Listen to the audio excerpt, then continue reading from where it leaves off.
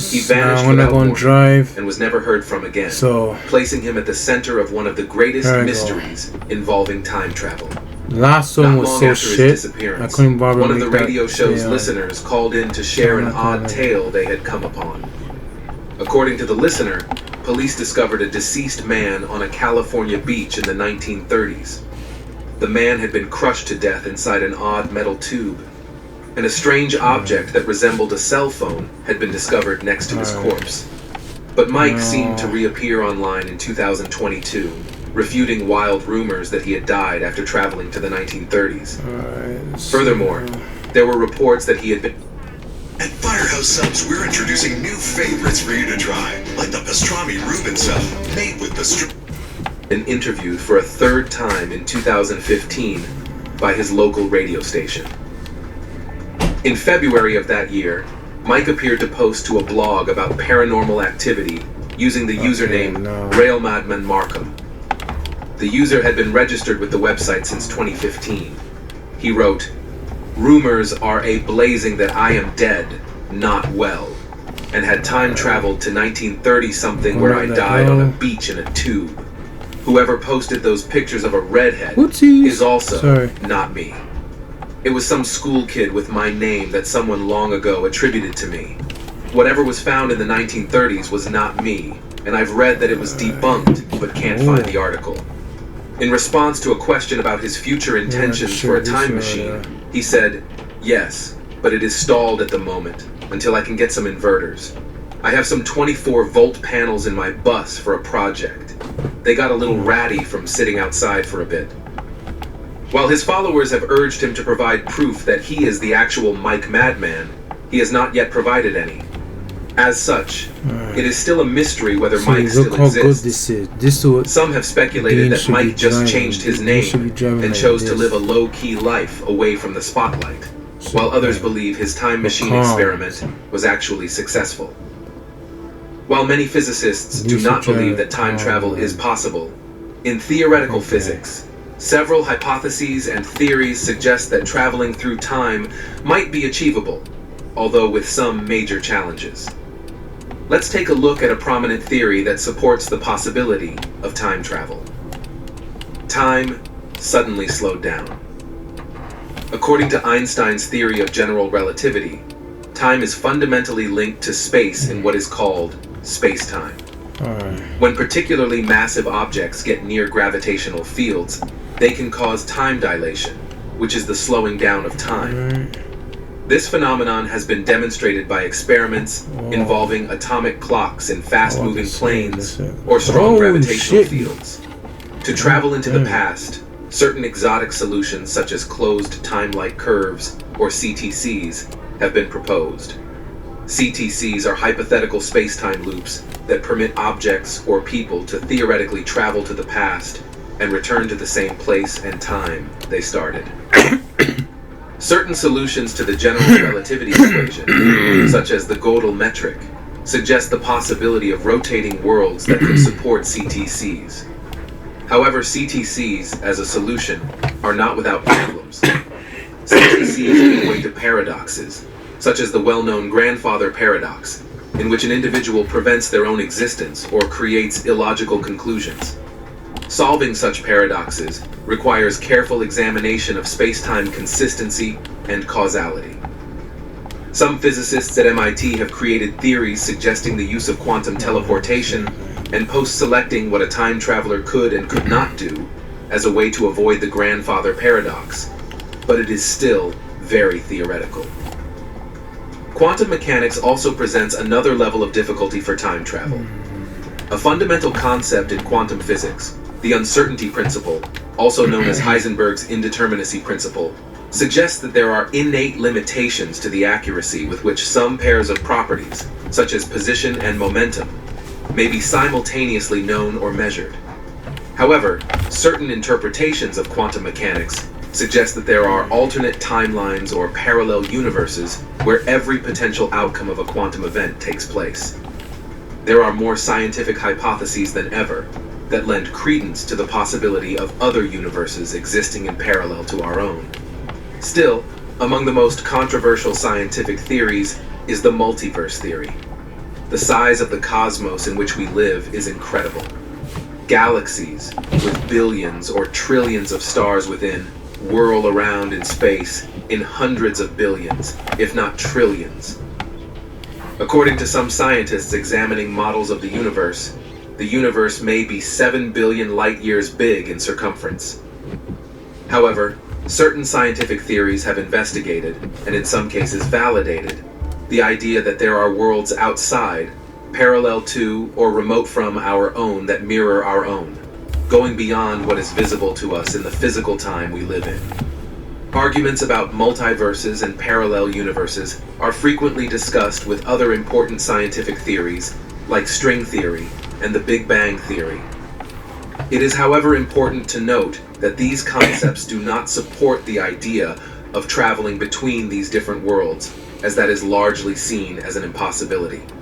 But even if we could travel between these worlds, would that even be considered time travel? Even with these fascinating theories, there have been several other obstacles in the way of time travel.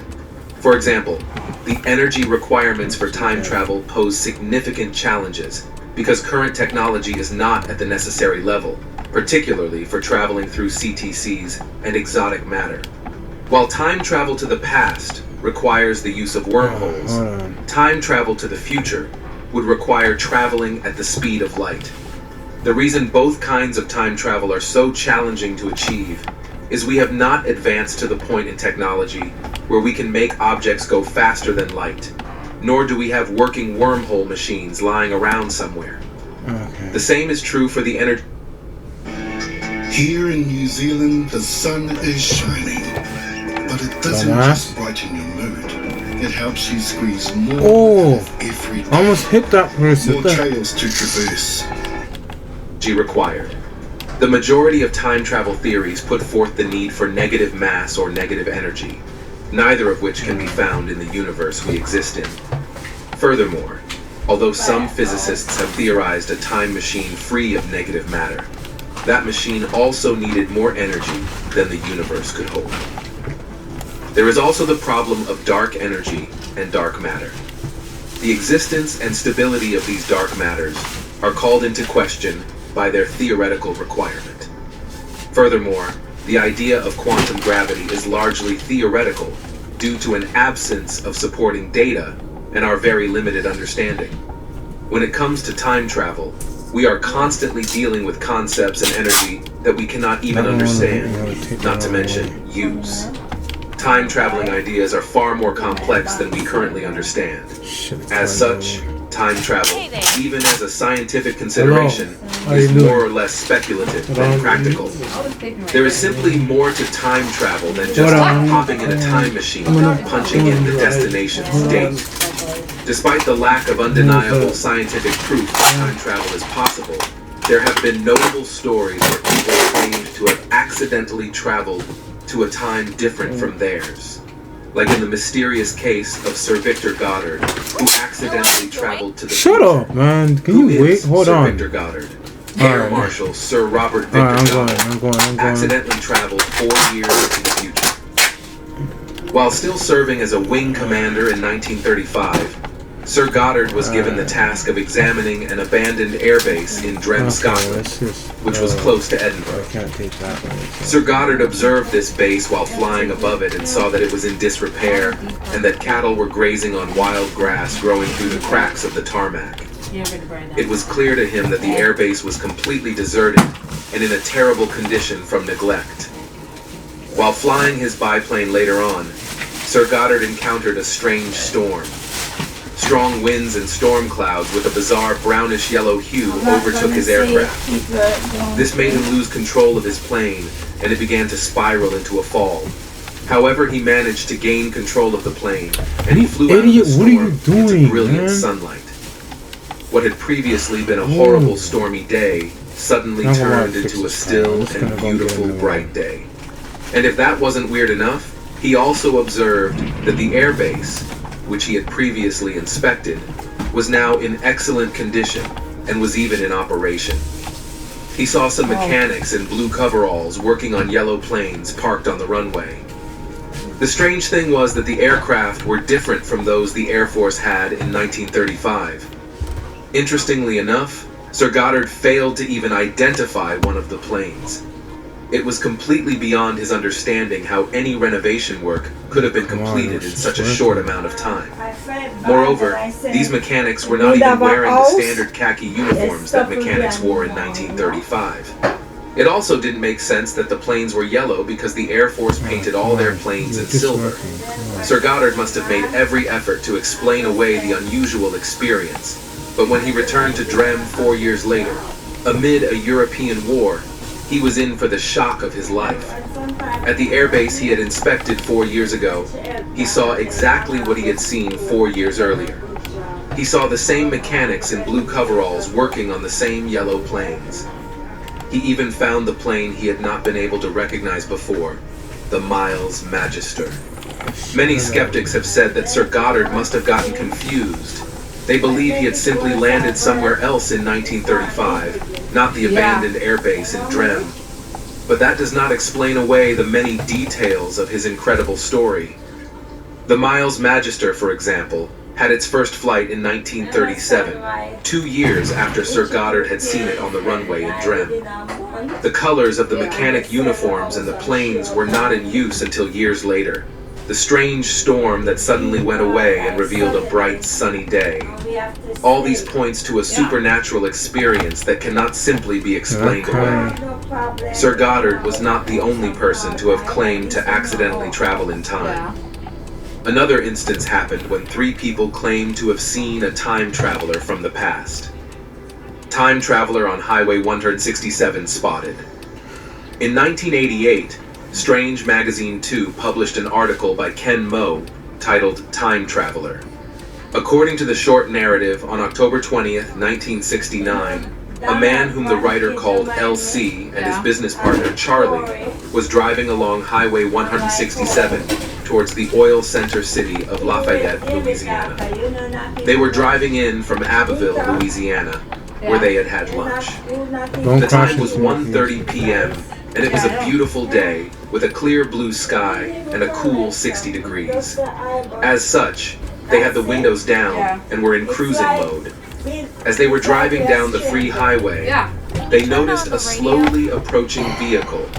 They perhaps thought nothing of it until it got close to them, and they noticed the car. It was a strange car. Seeing the old turtleback type auto, they were immediately intrigued. Now, despite looking like an antique and like a relic from the past, it was in brand new condition, like something you would see in an antique showroom.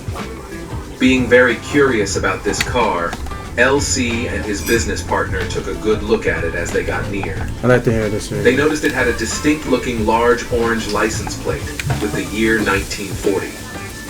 They immediately figured that this kind of antique car could not possibly be legally allowed on the road, except perhaps for ceremonial purposes.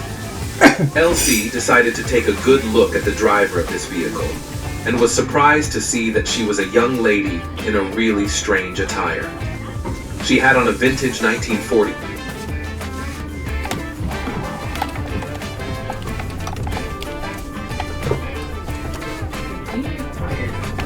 Oh. Fuck! Ah! Titanic 2? Very complicated mathematical equation. Stupid fucking person. Make me crash.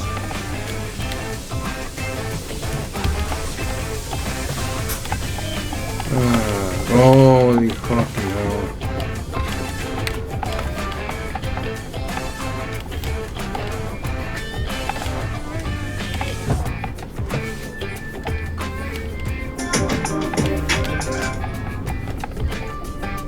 Get their starting quarterback, who was drafted in the first round in the 20...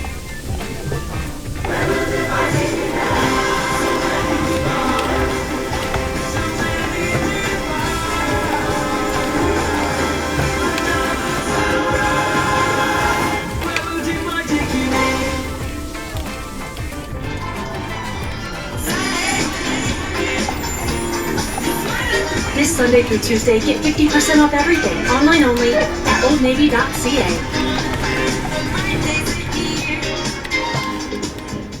Oh Lord. 22 NFL draft has been traded already inside the state of Pennsylvania. That's right. He will fly, Pickett, fly, because Kenny Pickett will become a Philadelphia Eagle and the new backup quarterback for Jalen Hurts. The deal, according to Adam Schefter, is the 98th overall selection in this year's draft, along with 2 2025 7th-round picks from the Eagles. For Kenny Pickett and the 120th selection in this year's draft.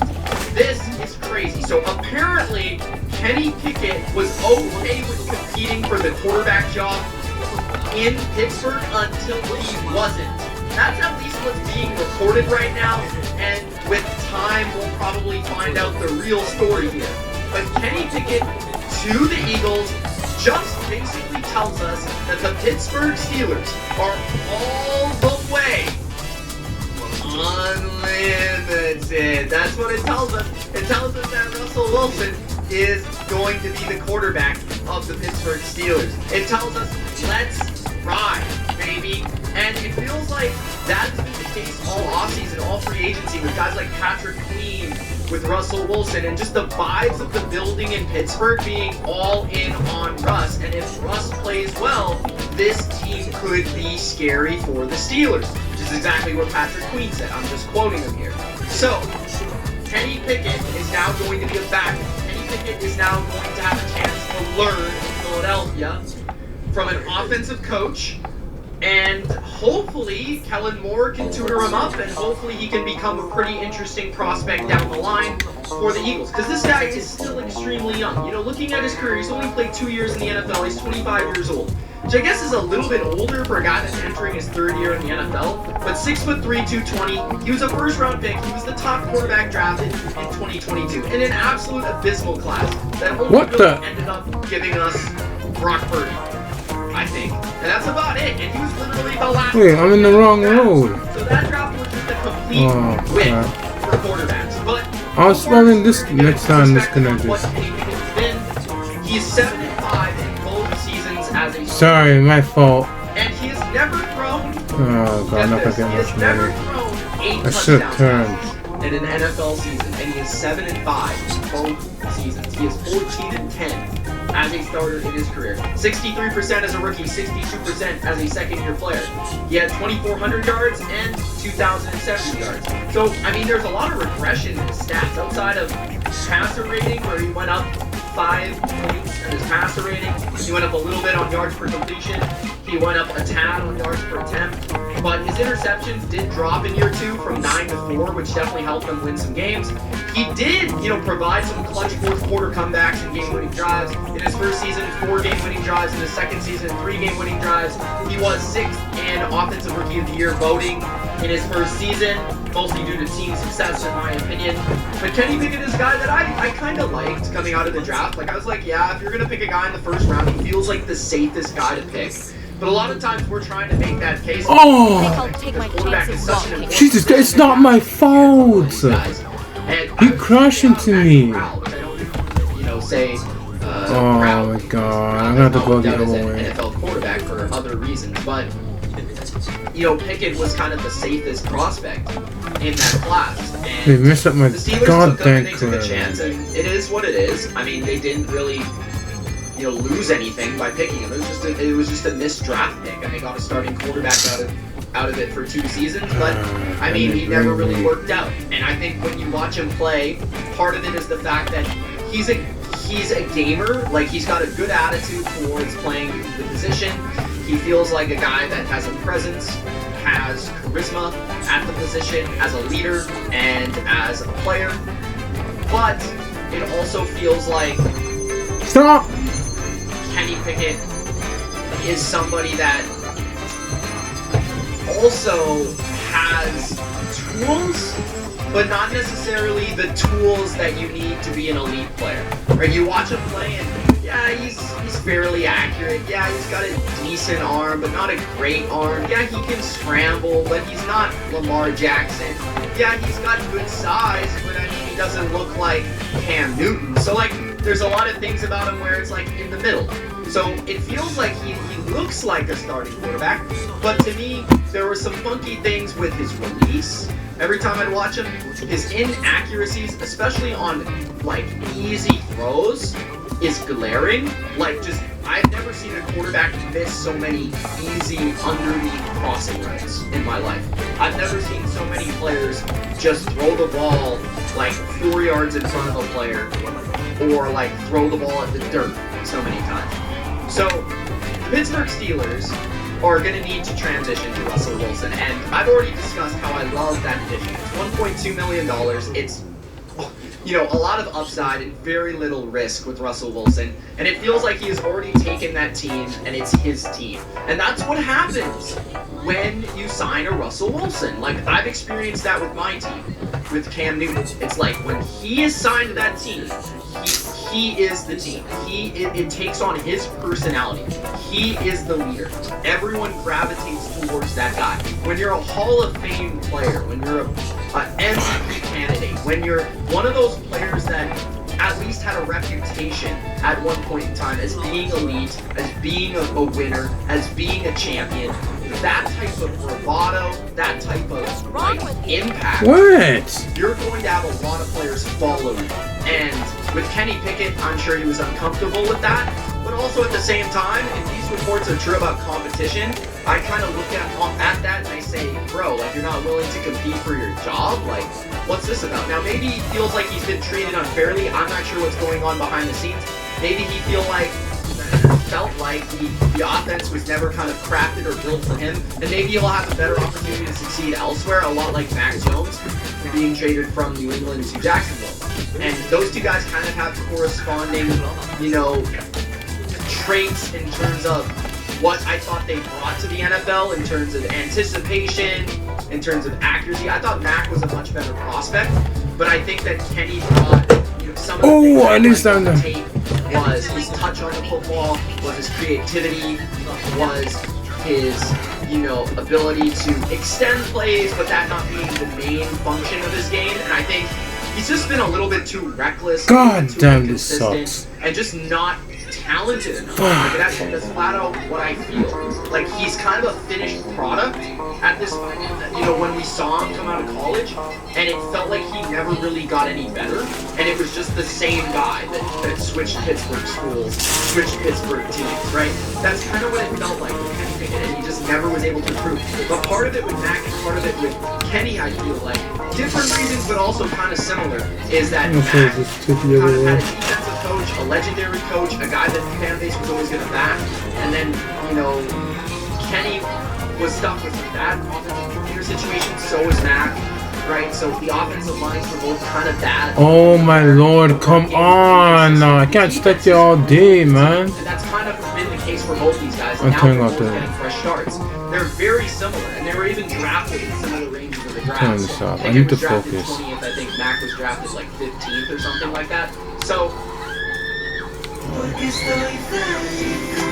is that?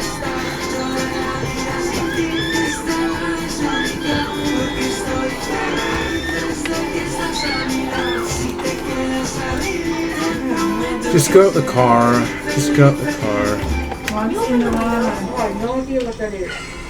Like, they're very similar players in terms of people thought they were ready for the NFL, but they just couldn't have those traits that could go above and beyond, but they do make good backups because of that. So for Philadelphia, we look at a team that just covets the backup quarterback. We look at a team that loves having a manageable, like, sustainable backup quarterback. So you look at Nick Foles, who won the Super Bowl for them. Nick Foles, who went to the playoffs and actually participated in a playoff game for them in 2018 against the Saints.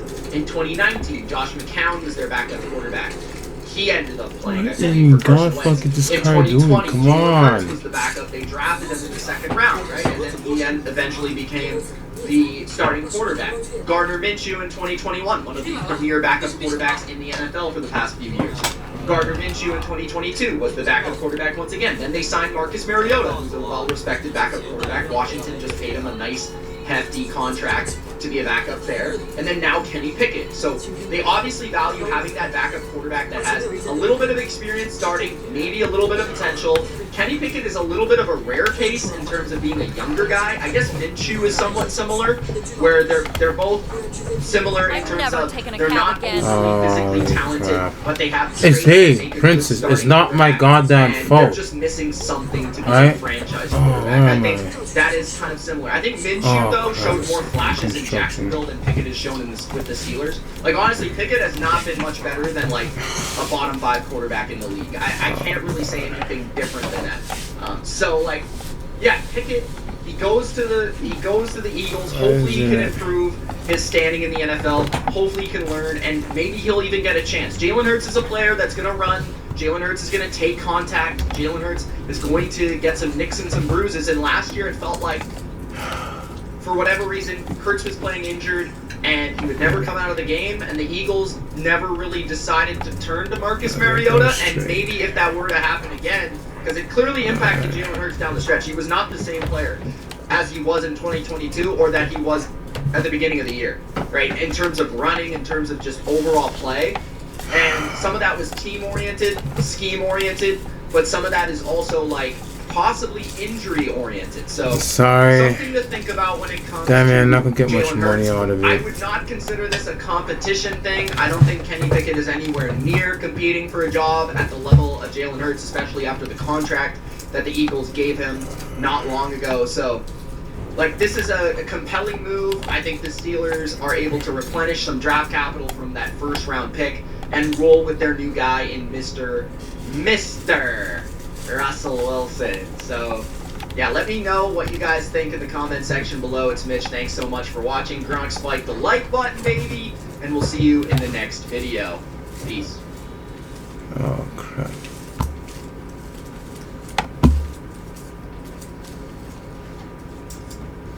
I have to go around again. On SportsCenter, Justin Fields will not be back in the Windy City. It has been a topic of conversation since last season ended for the Bears. Will he or won't he stay in Chicago? We got our answer yesterday with Justin Fields, 3 years a starter in the Windy City. The 11th overall pick in 2021 was traded to the Steel City. Was the haul back as hefty as the haul Chicago traded when they drafted Fields? Not even close. Pittsburgh only gave away a 6th round pick that converts to a 4th if Fields plays more.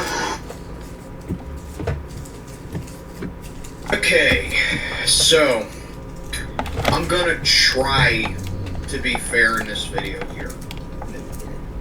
Enjoy a world of comfort in the new 2024 Outback with a refined interior and advanced technology for all your adventures. I should report you to the authorities. Wow.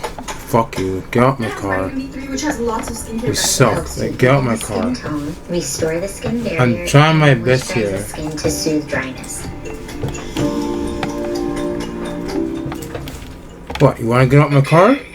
So I'm gonna. You can get the hell out of my car. To be fair in this video here, because I put a video out about a month ago. Come on, get out. Saying that Get out. I Like, did not want Justin Fields. you can get out the car if you want. And Report me here to 40 if This you want trade, while there are good things that I genuinely do like about it, it doesn't change really my whole position on Justin Fields. And I'm going to get right to it she's done. right now. What's going on, everybody? I am Mac, back with another video. It is Sunday afternoon. As always, do me a favor, like, comment, subscribe, follow on Instagram, link down in the box below. So the Pittsburgh Steelers, yesterday night, have traded for Justin Fields. And to be honest with you guys, I kind of knew this was coming because there were heavy rumors all off-season that Justin Fields would be coming over here because Mike Tomlin has openly stated several times that he's a big fan of Justin Fields. He likes how he plays. With us getting Arthur Smith as our offensive coordinator, that Tomlin believed that he would be the pretty much the perfect quarterback for the system. But me personally, I'm telling you guys this right now, I was never a big fan of Justin Fields. I never was. I never saw what he came with. I was I'm sorry, never a fan this of his is play style. This is And traffic. This is the overall, worst I taxi just drive ever. Really didn't think I know she's that late. he was And not all that oh. great. And some of the roads are And I still confusing, stand by you that. know? However, as much as I am not a fan of him, I have to say he's way better than Kenny Pickett, okay? I think Some of the anybody at this fucking point roads are is confusing, an like, upgrade yo. over Kenny Pickett. But we needed a backup quarterback in Go, light of us go. getting Russell Wilson, and obviously Mason Rudolph is now with Tennessee, and of course we traded Kenny Pickett over to Philadelphia. But as I looked into the trade, there are some things, there are pros and cons that I actually I'm not trying to hear you, like baby. about I'm this sorry. trade, and This I'm is going to talk about them right now. So I'm going to talk about what I like. it's this first. traffic So, that just pisses me off. now, like I said, your quarterback depth is pretty much filled up because with the Kenny Pickett trade, that put us at only one quarterback for 2024, and I didn't have too much worry about that because if you watched my first video about the Kenny Pickett trade, I was like, well, Omar Khan's still going to go after a free agent. I don't know if we're going to draft a quarterback in the draft. I still don't think we're going to draft a quarterback in the draft. But now our quarterback depth is filled. Please So tell we that got was two not my quarterbacks now car. competing. Anyone could have said that it was going to be Russell Wilson and Justin Fields duking it out for QB1. Okay, so there's that. Our depth is filled up. Now we don't have to worry about one quarterback all year. So that's taken care of. I also like that we pretty much highway robbed the Chicago Bears once again. And this ain't the first time we did this, because if you remember the Chase Claypool trade, Come on, we try. traded Chase Claypool over to Chicago, and we ended up pretty much getting JPJ out of that.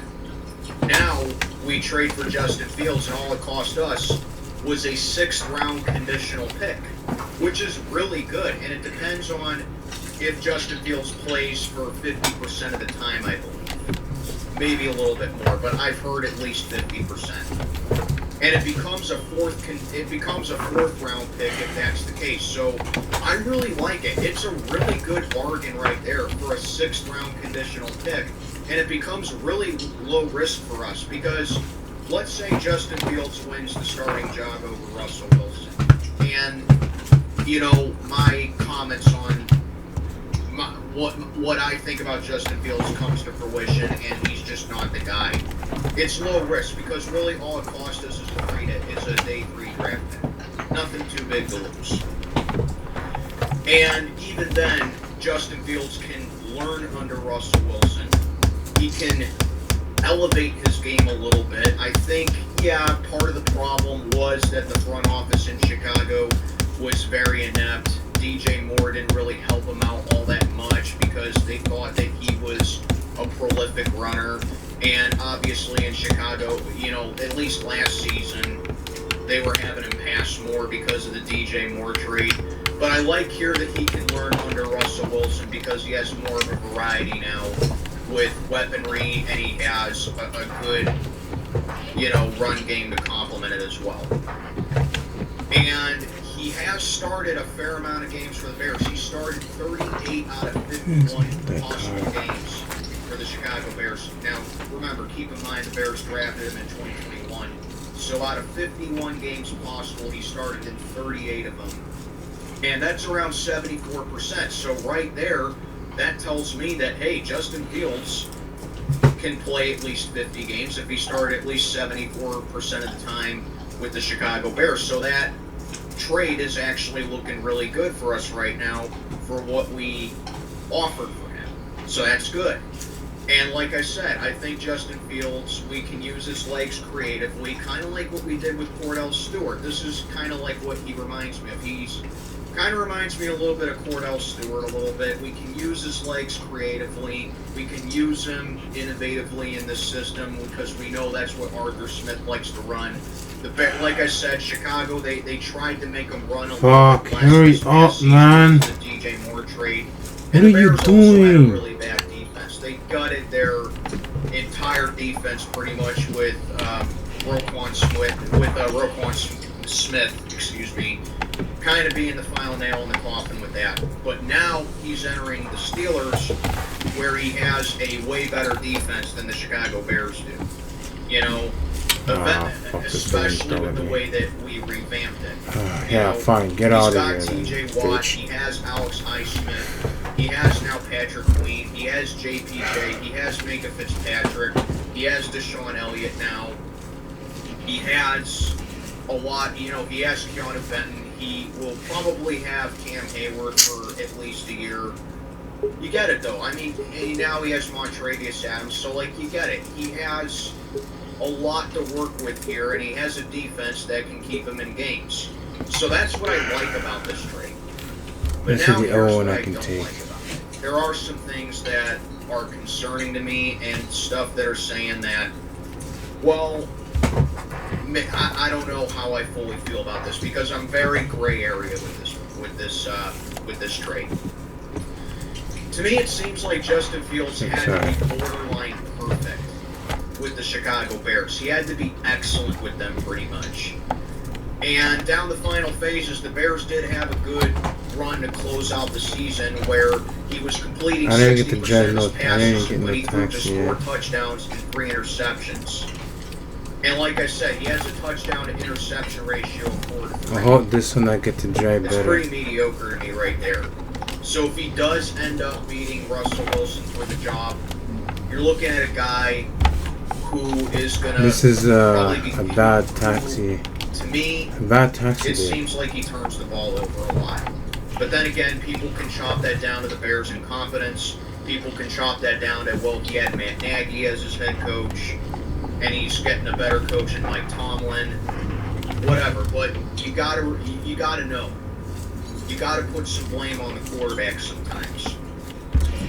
And then that kind of leads me into this, where it's like he's making the plays pretty much all the time for the Chicago Bears. And when you make a high amount of plays like that, because you're the regular starter on a consistent basis, you're bound to make mistakes here and there. Hopefully with the Pittsburgh Steelers, this means that he goes out there and they're not counting on him to do it all by himself, so the pressure comes off him a little bit, so we don't have to really worry about the interceptions. We don't have to really worry about that he fumbles the ball a lot. That's another thing. He has fumbled a lot throughout his career so far. So if we can just put him out there and just say, hey, Justin, how are you doing, sir? My last one was a total bitch. She couldn't even actually just have patience for me trying to get her to her destination. So how to God you have patience for me. The reason why she's acting like this is because the cars and the streets are kind of confusing, especially the streets. In high leverage situations when everyone's counting on him. Patience kind of just went down, so I don't like that about Justin Fields. He doesn't strike me I as that kind of don't understand this, man. I wanted to get money to come buy the car. He was also pretty inconsistent with the Chicago Bears. Sorry. He couldn't read the field very well. There were times where it seemed like he was learning and he was reading defenses better, and it was very overshadowed I couldn't by even get a single him friggin'. I did get people in there, but like I said, the best way that I can I better describe kind of Justin ruin Fields is that. like this. He has a couple of plays every single game where it looks like that he can be one of the best quarterbacks in the league. But then it's immediately followed up with him looking like he doesn't know what he's doing. Okay? That's Justin Fields. Now, I am, like I said, I'm giving him the benefit of the doubt because he played for the Chicago Bears. The Bears are are one of the worst ran organizations in the NFL over the past 30 years. He's coming over to the Steelers, who've been very aggressive in free agency. They're coming over to the team who is better ran than this Chicago Bears team and might know how to use him better than the Bears do. But at the end of the day, he's really just coming in as a prop. And it's going to show that what he can do for this year. And that especially shows with his financial earnings because he's still on his rookie contract, and it's going to come with, I think, a $2 million cap hit. Next year is going to be his 5th-year option for us, and we have the option to pick it up depending on what we decide to do with Russell Wilson. If we decline it and we keep Russell Wilson here, then, like I said, all it pretty much costs us is a day 3 draft pick. Oh, I passed it. Fuck. I like that we're bringing him in here because it fills our depth and because it doesn't really cost us a whole lot, and we know that we can use him creatively. But if he has to be that guy that has to save the moron, you could have just stayed where you at. For us, and we decide to pick up his 5th year if he has a mega year this year, then I don't know. But I will say, if he develops well and he does up his game and he does show that yes, he can be a competent starter in this league, then it's a total win for us. At the end of the day, we could possibly have not an elite starter, but we can have a good serviceable starter. So, yeah, man, like I said, personally, I'm not a huge fan of Justin Fields. I never was. But if he's the backup to Russell Wilson, and the Steelers know how to use him correctly, and they can improve his game plan, I'll be tolerable. That's just where I am right now with this. I'm tolerating it. I'm accepting it. I don't hate the move. Oh crap! I thought I was. You know, I don't hate the move. I don't, but I don't love it either. There's stuff about it that I like, and there's stuff about it that I don't like. Okay. Just because I think Omar Khan's done a fantastic job with free agency this year, and that he's been aggressive with it, and that he's really doing his best. That's the whole reason why I took it, because he fell asleep. It doesn't mean I have to love every single move that Omar Khan has done. But you knocked out cold and you were snoring. I've said it before 1,000 times. If you want to go I'm not sleep a for a bit, go Justin sleep Fields for a bit, then get the food after. But that can change if the Steelers do in fact know how to use him. That's great. And if Arthur I have a Smith busy schedule and I really need to be on time. Okay, And well, I guess we'll just see what happens. But yeah, man, it's Russell Wilson versus Justin Fields. It's going to be an interesting battle to see who wins that QB1 starting job. Let me know what you think down in the comments below about this trade. What your if you have any concerns, if you have any other pros week has been hectic. about Justin Fields. I never seem to have enough free time. Who do you think will win the starting job between Russ and Fields? Let me know what you think. This is Mac checking on out for the day. Alright. Have a good one, everybody. Sometimes it's better to slow down. I gotta put this food on. I forgot the rice is not even on. I like things too fast. Are you sure you don't want to sleep a bit? If I want to go out to sleep a bit, I'll do it, but I have to restart the food. We've got breaking news. The NFL after signing quarterback Russell Wilson. The Steelers trading former first-round pick Kenny Pickett to the Eagles. Adam Schefter reports that Pittsburgh is the number 9. What the hell? What's this? Eagles acquired Kenny Pickett in a trade with the Steelers. The Philadelphia Eagles have made a bold move in the... Mommy's computer's off. Black woman dragged from a bus and stabbed by white man. What? Black woman dragged from a bus and stabbed by white men. Kent, Washington. 43-year-old black woman was stabbed multiple times after 2 white men allegedly dragged her off a city bus in what the Kent Police Department said was a racially motivated attack. The woman thankfully survived the March 7th stabbing, which was just outside the doors of a Metro bus that rolled to a stop on Central Avenue South. Victim's identity was withheld by officials after the suspects threatened her during the bus ride, saying they did not like black people.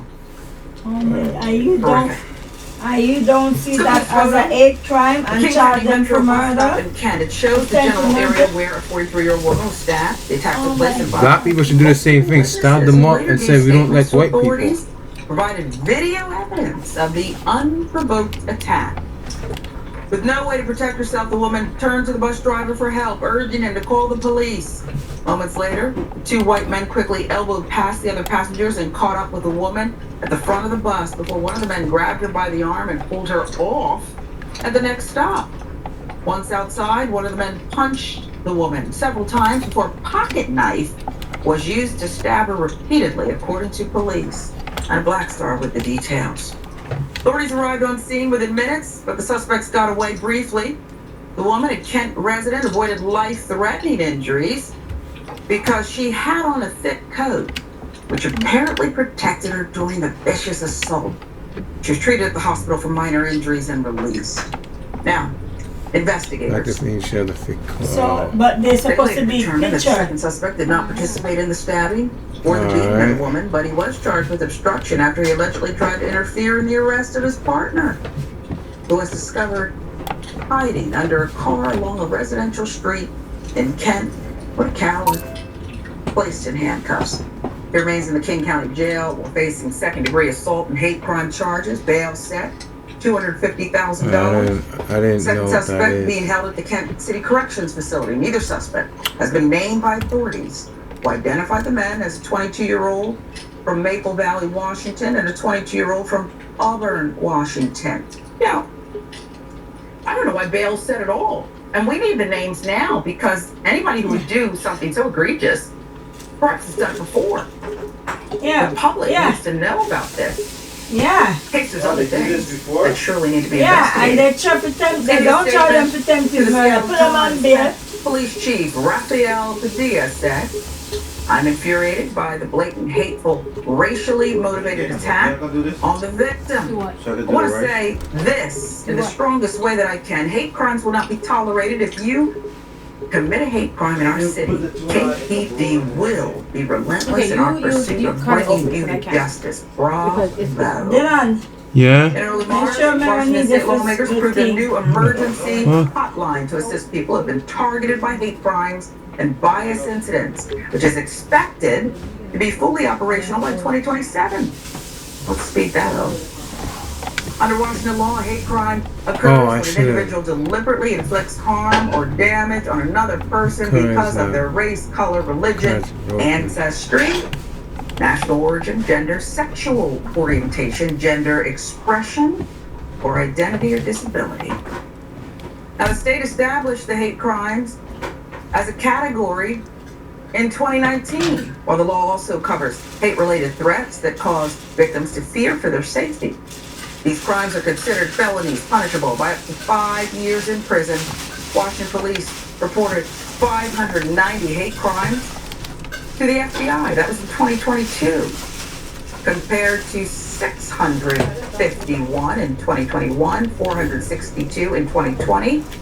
And in 2022, 63% of the state's hate crimes were related to race, ethnicity, or ancestry. 18% were related to sexual orientation. 10% were related to religion. This is so scary, yes. A woman who doesn't know her assailant, who's pulled off a city bus. How brazen, in front of witnesses who are reporting. And only the fate, only the code spares this victim from having deeper stab wounds. This is who we are, fully, I guess.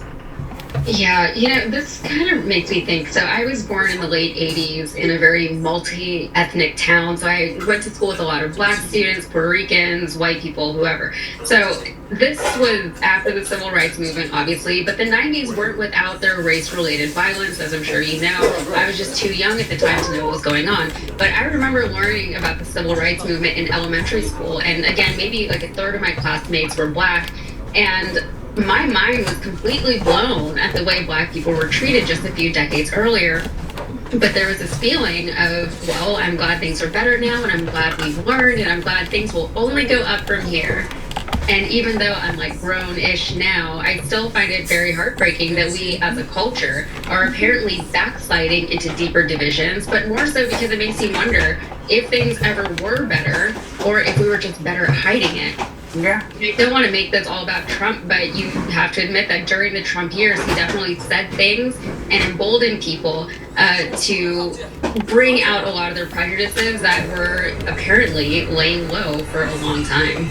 Yeah. I couldn't agree with you more. I think we have to continue to look at the effects of 45 and the lies, the misogyny, the sexism, and the racism that is being pushed daily by his. Why'd you turn it on while listening to that? Oh, because I was trying to stay awake to cook. We're almost finished. Gotcha. What the hell is that car doing behind me? Gwen, Felicia, feast your eyes on these bad boys. Behold the flying fresh suits. So what do you think? Pretty cool, huh? Yeah, these suits were made for charity. We're aiming to raise $1 million. $1 million? Huh. Must be some fancy threads. Yeah, we wanted to do something good, you know? Now that's a cause I can support. And Miles, what happened to your Colgate suit? The one I roasted? Hold on. Oh, real funny, Gwen. Oh, this is Dominic shit. Nah, I was wondering why. Cause Dominic has the same name as me, Christopher. But his name is Christopher Leotard, and my name is Christopher Diamond. I remember a South Korean guy when I was working at the Bay. He was like saying, "Yo, Diamond is not a pussy for a guy, you know." But then.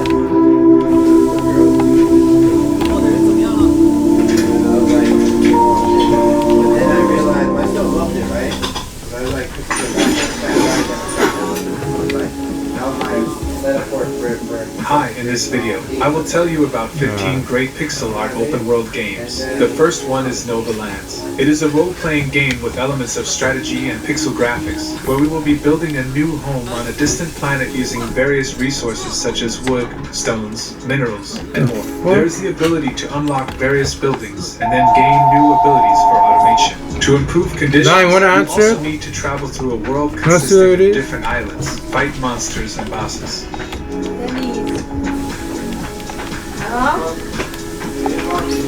Little Witch in the Woods. Here, we will play as a witch's apprentice who sets off to explore a strange forest, helping its inhabitants and developing her skills. The gameplay focuses on resource gathering, potion brewing, and exploring the mysterious world. When interacting with creatures, the heroine will record useful information in her witch's book. As we progress through the story, we will explore the fantastic world, discover different areas, meet local residents, interact with them, and encounter whimsical creatures. Big on the window. Use wipers. The Survivalists. Here, we will find ourselves on an uncharted island and try to survive. To increase our chances of survival, we can team up with up to 4 players online and conquer the island together. The game offers not only rich survival opportunities, but also sandbox features like crafting necessary items, taming monkeys for routine work, and building our own settlements. There is also animal hunting, constant clashes with local aborigines, and the opportunity to plunder ancient temples in search of treasures.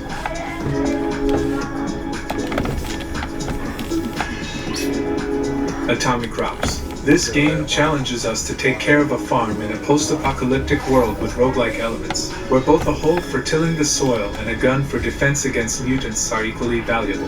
By growing vegetables, we will feed settlers, increase profits, and develop our holdings. The goal of the game is to survive for 1 year, divided into 4 seasons. Each season consists of 3 days. During the day, our farm is undisturbed, and you can venture outside its boundaries to raid nearby camps in search of random items that will help you with farming or survival. However, at night, your territory will be attacked by monsters in multiple waves. Towards the end of the season, bosses will also arrive. After each day of survival, you will be evacuated to the town where you sell your harvested crops and acquire new items and abilities.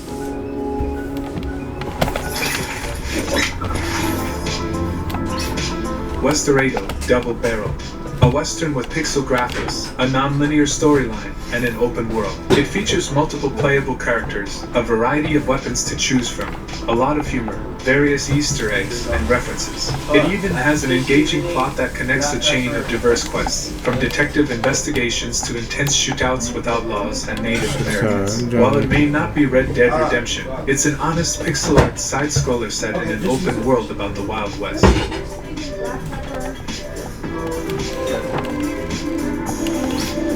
Octopath Traveler, So I'm trying a to get, Japanese RPG that takes you on a perilous adventure to save the world. You assemble a team of different heroes, battle terrifying monsters, and influence the fate of this world with your decisions. The game stands out with its unique visual design, combining pixel art with three-dimensional imagery. You'll be able to sail the seas and explore every corner of a world that changes from day to night. Each hero has a unique set of actions that can use to fight enemies and acquire items. Car simulators are fun. Especially the one that has the jobs. They're friggin' fun. To be honest, it's more better than just driving a regular car. This is a turn-based isometric RPG in the old-school style from an independent developer, focusing on world exploration and battles. The game is set in a distant future where the surface of the planet has long been completely lifeless. The last bastion of humanity is a giant, branching network of underground metro stations divided into various factions. The player takes control of one of the inhabitants of such stations. The main character finds themselves at the center of the conflict between warring factions, fighting for survival in the underground world. Dominic is. He doesn't want to drive it. He doesn't want to. Be honest, here you can expect familiar farm activities, but beyond the farm, you'll encounter magic, monsters, but to me, the game itself resembles an MMORPG with dungeon exploration, battles with various monsters, and treasure hunting. Character development is worth mentioning as well. The skill tree consists of hundreds of points. One farm can accommodate 8 players who can develop the farm together, embark on dangerous expeditions, and simply have fun. But driving the simulator one is just a lot better. A lot good. Roots of Pasha. It is a sandbox game with elements of a role-playing game and a farm simulator set in a primitive world. Initially, it only requires you to explore, gather, and process various resources, explore wildlands, and tame animals. Later on, you can start developing tools, planning a city, increasing the population, choosing a religion, uncovering secrets in the depths of dark caves, and much more. Roots of Pasha also offers the ability to customize your character's appearance and progress with friends in cooperative mode.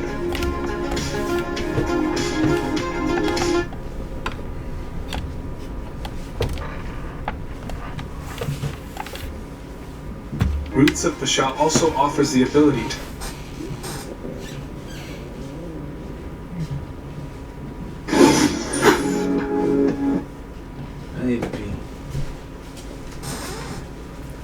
Oh, my neck. Anybody downstairs? Oh, my neck.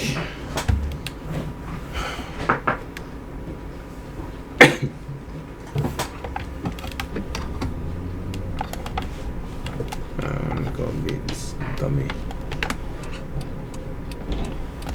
There you go. Thank God. Oh, so easy. Thanks. Have a nice day. I thought she was white. Okay.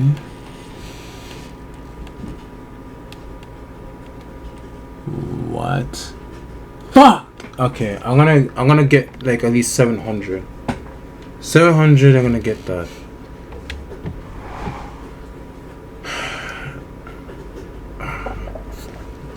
I'm gonna get 700.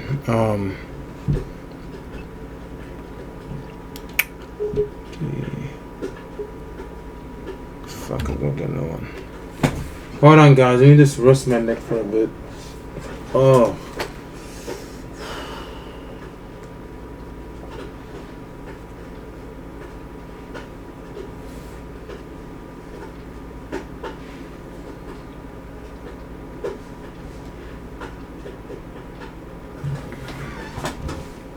I don't want to come off of this PC and just hook up the wheel right now.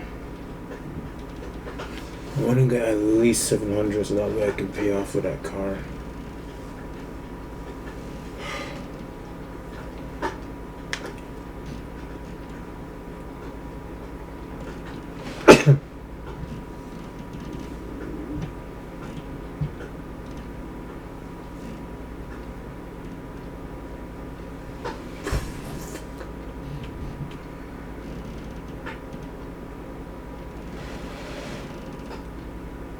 Let's see if the weight piston really hurts.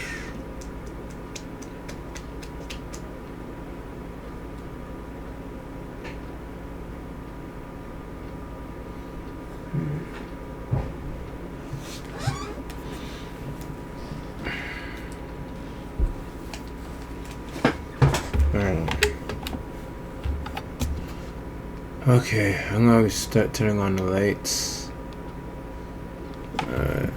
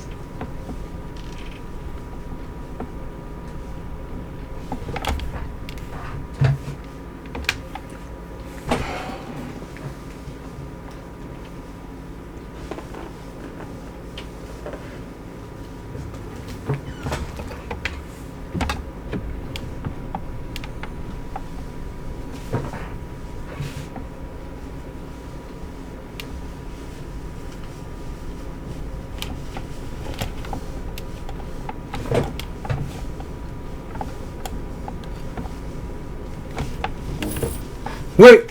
Oh my god. Fuck. When the hell did I saw the car? Under the car. Hi, in this video, I will tell you about 15 great pixel art open world games. The first one is Nova Lands. It is a role-playing game with elements of strategy and pixel graphics, where we will be building a new home on a distant planet using various resources such as wood, stones, minerals, and more. There is the ability to unlock various buildings and then gain new abilities for automation. To improve conditions, you also need to travel through a world consisting of different islands, fight monsters and bosses.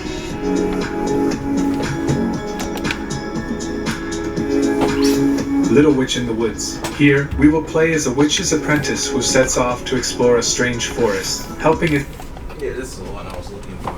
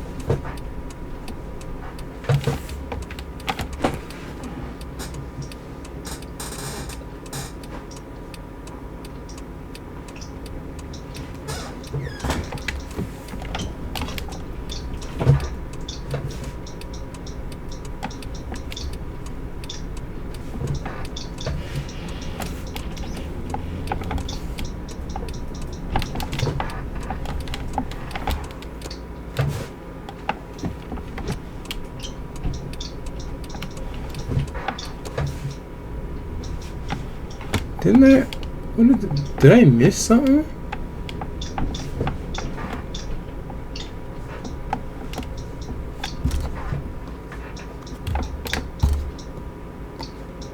This don't go. This don't wait into red light.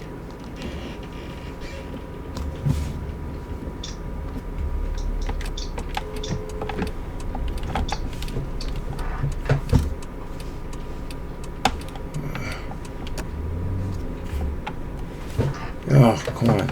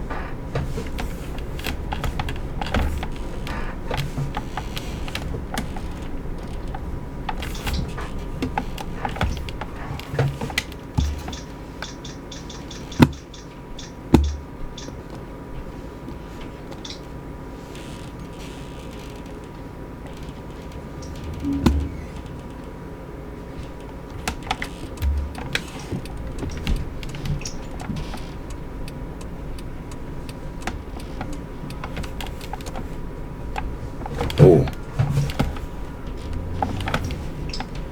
I seen that there is an idiot who doing that.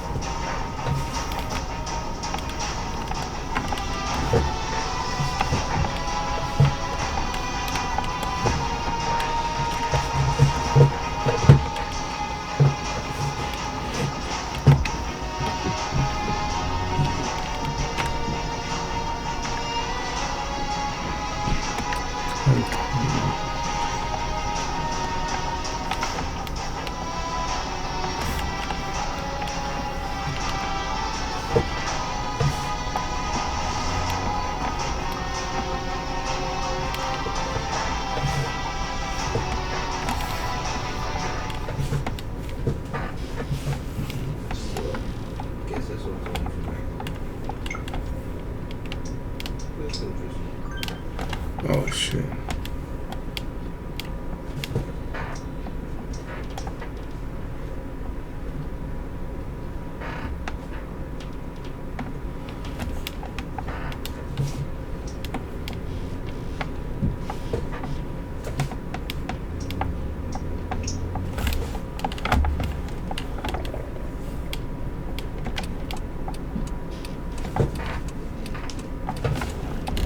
You idiot, what? Her skills. The gameplay focuses on resource gathering, potion brewing. We will play as a witch's apprentice who sets off to explore a strange forest, helping its inhabitants and developing her skills. The gameplay focuses on resource gathering, potion brewing, and exploring the mysterious world. When interacting with creatures, the heroine will record useful information in her witch's book. As we progress through the story, we will explore the fantastic world, discover different areas, meet local residents, interact with them, and encounter whimsical creatures.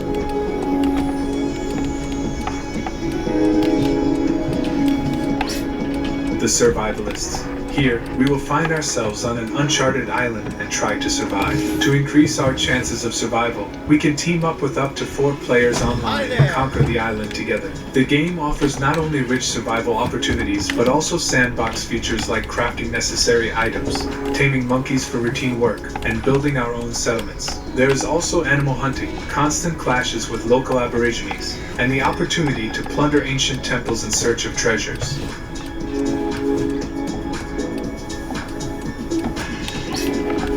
Atomic Crops. This game challenges us to take care of a farm in a post-apocalyptic world with roguelike elements, where both a hoe for tilling the soil and a gun for defense against mutants are equally valuable.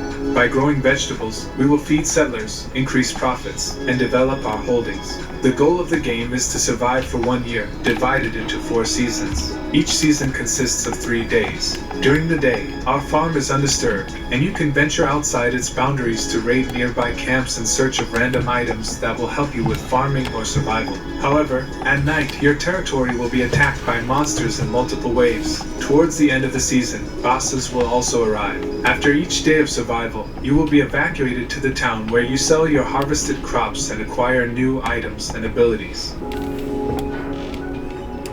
Underray. This is a turn-based isometric RPG in the old-school style from an independent developer, focusing on world exploration and battles.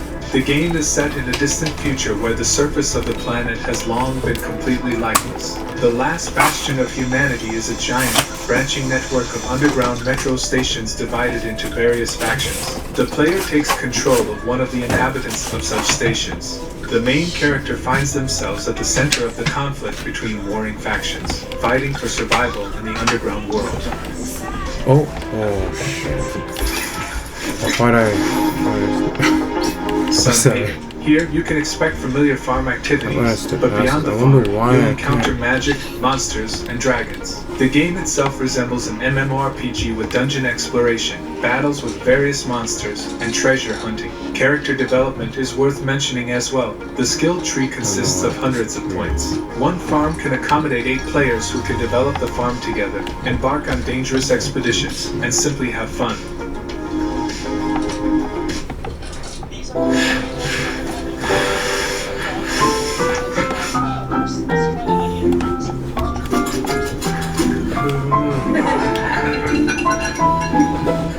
McCain, make it a Friday.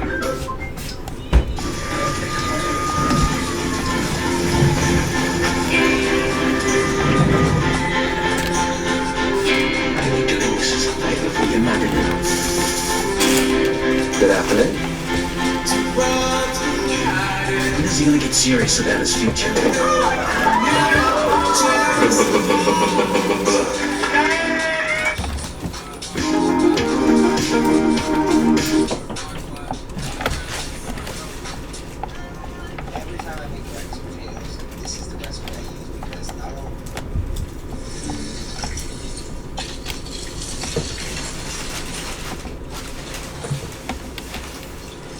Exploration. Battles with various monsters. The player takes control of one of the inhabitants of such stations. The main character finds themselves at the center of the conflict between warring factions, fighting for survival in the underground world.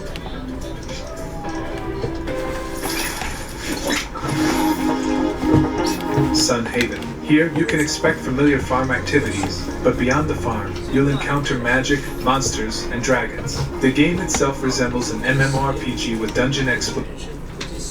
Haven. Here, you can expect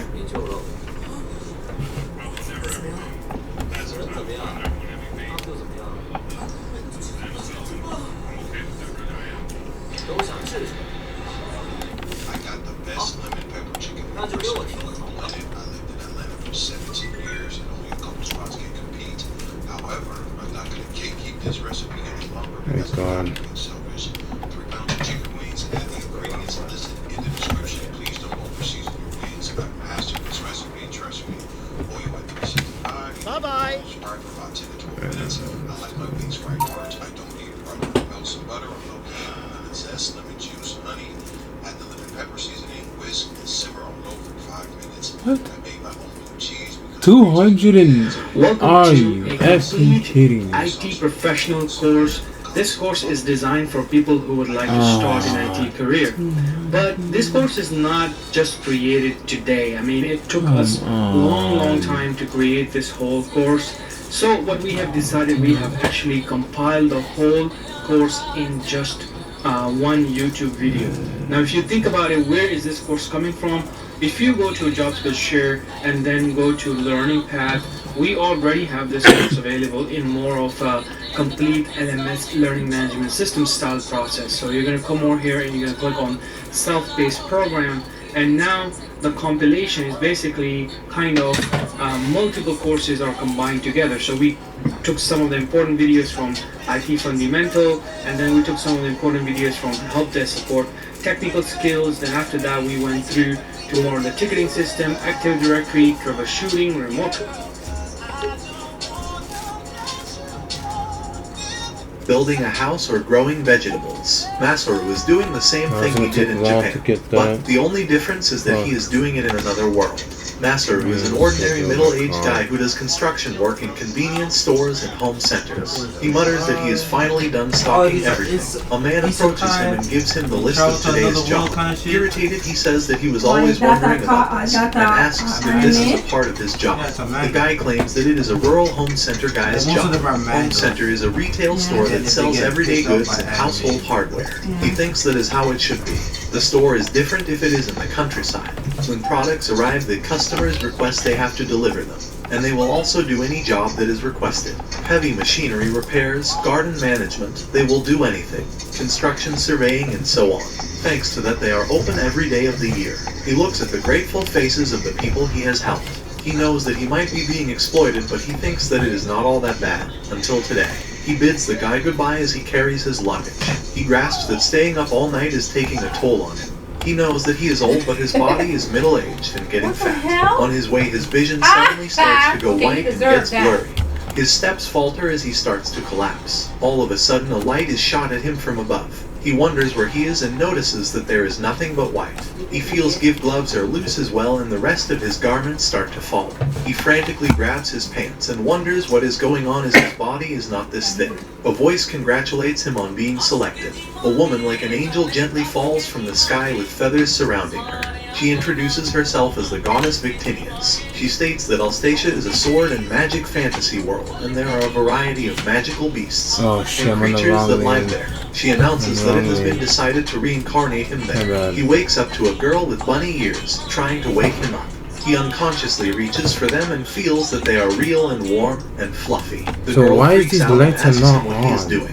He stops and apologizes. He asks why she is wearing bunny ears, addressing her as a young lady. She clarifies that these are not bunny ears and she is from a rabbit race. He suddenly stands up at her words and realizes what she is saying, that this is not a dream and he has reincarnated. He is in another world, Alstacia. He freaks out at the prospect of what he is going to do next. He worries about house, food, and even a toilet. He thinks starting from zero in another world is way too hard. The rabbit girl looks at him as he worries over his basic necessities. He suddenly trunks to look at her and states that there is something he wants to discuss with her. She protests that she has somewhere to go. He says if it is alright she should take him with her. She hesitates and then coldly states that if she takes him with her everyone will be mad because he is a human. Human hates non-humans and adults are mean. He perceives it like a story from a manga or game. He deliberates that perhaps slavery happens here. He concludes that in this world it's humans who do those types of things to other races. He tells her to try talking to them for him. There is a nice among the bushes and he perks up saying that someone is coming to greet them. The rabbit girl also turns around saying that there should not be anyone here. A hobgoblin emerges from the woods and the girl exclaims that there is no way that they can win against him. Whoa, I'm on the wrong side of the road? How the hell did I meet there? Dangerous. He states that its body is covered in scars. She claims that it is definitely strong and dangerous if it is a stray away from its group. She pulls on his hands, almost pleading for them to hurry up and get away from her. He looks at her face as tears sprinkle from her eyes and bites his lips. He stands between her and the goblin and bravely tells her to run away while he keeps the goblin's attention. Yo guys, she tries to refute, but continues that if it is really that dangerous, she can't bring this guy with her to the village where her friends and family are. She yells at her to leave and so she does. He realizes that he doesn't really know what he is doing but states that if she shows him such a face, there is no way they can